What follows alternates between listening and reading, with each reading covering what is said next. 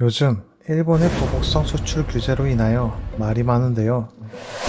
제가 최근 보고 들었던 말들 중 가장 어이없는 말이 한국에서 일본 제품에 대한 불매 운동이 진행되고 있는 것에 대해 의미 없는 짓이다 라고 폄하하는 것이었습니다. 더 나아가 반일 정서를 비판하며 깨시민인 척하는 것을 보면 실소가 나옵니다. 도대체 왜 한국만 피해본다는 식으로 말하는 언론과 채널들이 많을까요? 우리가 일본에게 강하게 맞서는 것은 잘못된 것일까요? 저는 이번 일본과의 갈등은 한국에게는 기회라고 생각합니다. 구체적으로 이유에 대해 알아보도록 하죠. 안녕하세요. 정확하고 유익한 지식들을 재밌고 쉽게 전해드리는 지식부심입니다. 여러분들의 구독과 좋아요는 제게 큰 힘이 됩니다. 자, 첫 번째로 일본의 보복성 수출 규제에 대해서입니다. 반도체 소재 보복 조치에서 멈추지 않고 경제 보복으로까지 이어지는 추세입니다. 일단 경제적으로 보면 일본이 피해를 보는 게임입니다. 일본의 지난해 무역 적자가 113억 달러입니다.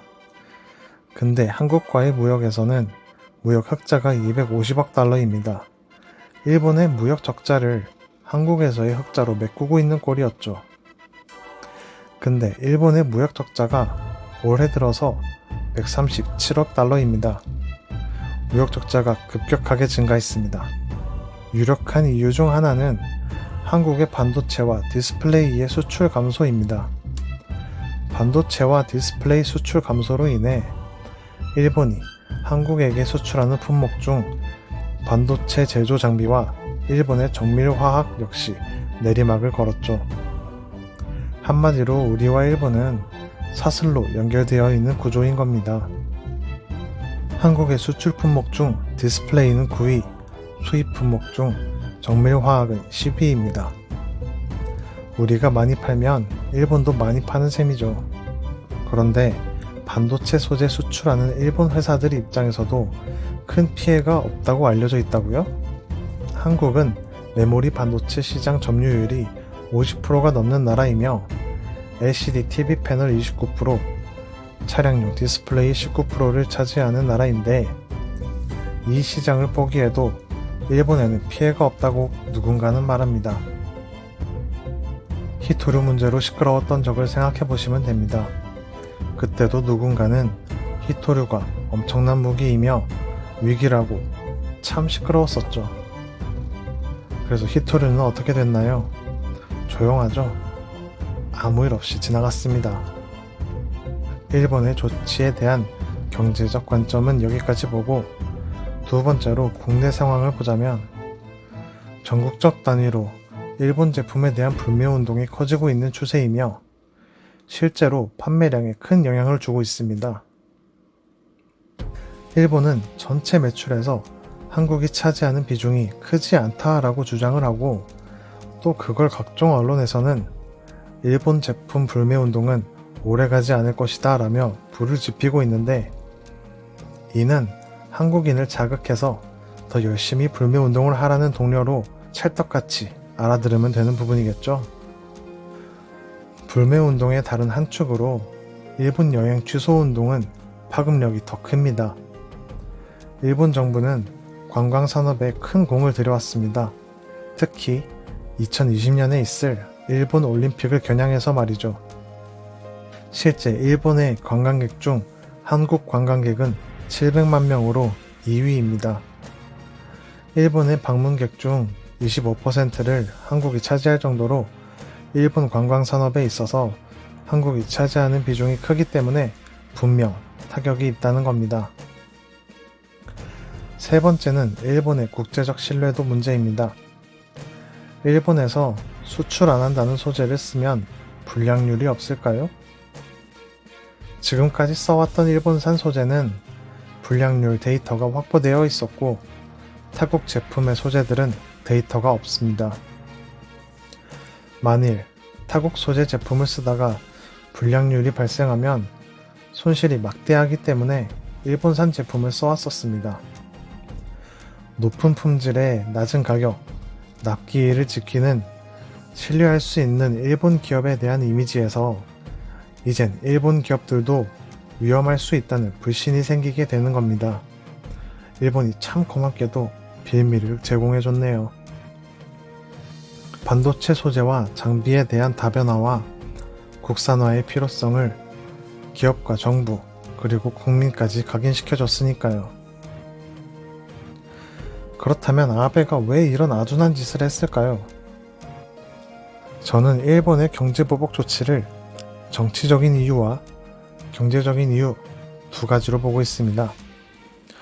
과거 한국은 일본에게 고려할 가치가 없던 나라였습니다. 과거 원조를 받아야 하는 나라였으며 저가 상품의 생산기지 정도로만 생각되는 나라였죠. 그런데 세계시장에서 1986년 플라자 합의 직후 세계 시장 점유율 9%를 차지하고 있던 일본이 2013년 아베 정권 직전에는 3.5%까지 떨어집니다. 이와 반대로 한국은 1986년 1.5%의 점유율에서 최근은 3% 정도로 치고 올라왔습니다. 특히 반도체 산업에선 한국에게 뒤처지는 모습을 보이다 보니 이젠 한국의 반도체 산업에 타격을 줘야겠다는 생각을 한 것 같습니다. 아베 정부 이후엔 노동시장 회복, 환율 조정 등 많이 회복됐지만 경제 성장률은 1% 미만, 물가는 오르지 않으며 세계 시장에서의 점유율 정체 등의 문제가 많습니다. 이런 상황들을 한국을 제재해야 일본 산업을 보호할 수 있다는 논리와 정치적 이슈로 덮으려는 전략이 맞물려 이런 악수를 두었습니다.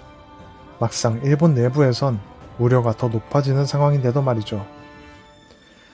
정치적인 입장으로 보면 현재 일본 정부는 한국 정부를 매우 안이 꼽게 보고 있습니다.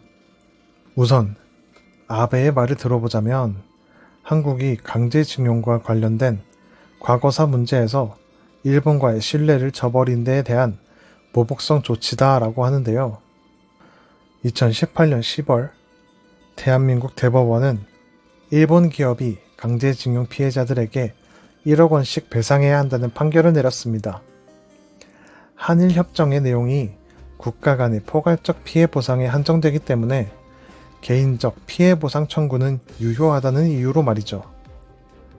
이에 반발한 일본은 결국 경제 보복을 단행하게 됩니다. 많은 매체에서 한국이 한일 청구권 협정에서 협정 내용을 먼저 위반했기 때문에 일본이 이와 같은 조치를 취했다라고 하는데, 여기서 알아두셔야 할 점은 한일 청구권 협정에서 상호 배제했던 것은 한국의 개인이 일본 기업을 상대로 소송을 했을 때 국가가 개입을 하면 안 된다 였습니다. 하지만 아베 정권이 개입해서 일본 기업으로 하여금 너희가 배상을 한다면 일본 전체가 배상 문제에 책임이 생기고 국제적 이미지에 일본이 전범국 혹은 전범기업 이미지를 남기는 게 싫기 때문에 배상은 하면 안 된다고 압력을 넣었었습니다. 협정을 위반한 것은 일본이었던 거죠. 이 점을 명확하게 아셨으면 좋겠습니다. 그리고 다른 이유도 보입니다. 한국의 후쿠시마 수산물 수입 금지가 부당하다면서 2013년 WTO에 소송을 냈지만 2018년 4월 대한민국이 모두의 예상을 깨고 결국 최종 승소를 하며 뒤집었죠. 이때 일본 정부가 발칵 뒤집혔었습니다. 앞장서서 후쿠시마산 수산물을 먹자고 했던 아베는 결국 패하며 체면을 구겼습니다. 또 얼마 전 오사카 G20은 판문점 번개 회동으로 묻혔고 말이죠. 이렇게 국제적으로 망신을 당하며 일본 내에서도 불만과 조롱의 목소리가 커졌고, 이는 곧 자민당과 아베 정권의 지지율의 하락으로 이어집니다. 그래서 혐한 감정을 조장하여 참의원 선거를 유리하게 만들겠다는 걸로 판단이 됩니다. 아베와 일본의 보수 정치 세력은 과거 식민지 조선 시절의 시각에 멈춰있는 집단입니다. 즉, 대한민국이란 나라를 보는 시각이 그 시절에 멈춰있는 집단이기 때문에 과거 조선처럼 한국을 자신들의 속국으로 생각하고 있습니다. 그리고 계속 한국이 일본 밑에 있는 나라이길 원하겠죠. 이번 일본의 보복도 그런 마음에 시작했을 겁니다. 우리의 사과를 받아내고 싶어 하겠죠. 그러기 위해서 일본은 한국의 여론을 분열시킬 겁니다. 과거 한국은 25년 동안 일본 제품 불매 운동에 성공한 적이 없습니다. 이러한 바탕이 없으면 일본은 절대 이런 보복 조치를 할 수 없었을 겁니다. 특정 언론사들은 일본에서 일어나는 혐한 감정은 보도하거나 비판하지 않습니다. 이를 이용하는 일본 보수 세력과 아베에 대해서도 어떠한 말도 꺼내지 못합니다. 불매운동에 관한 기사들과 채널들을 보면 불매운동이 조직적으로 움직이게 될 것을 미리 막듯이 비판합니다. 그리고 우리에게 말합니다. 감정적으로 대처하지 말라면서요. 그리고 식민사관에 물든 기사와 컨텐츠를 양산 중이죠. 국민들이 미디어를 비판적으로 받아들이는 게 어느 때보다 중요하다고 느껴집니다. 자, 마무리 짓겠습니다.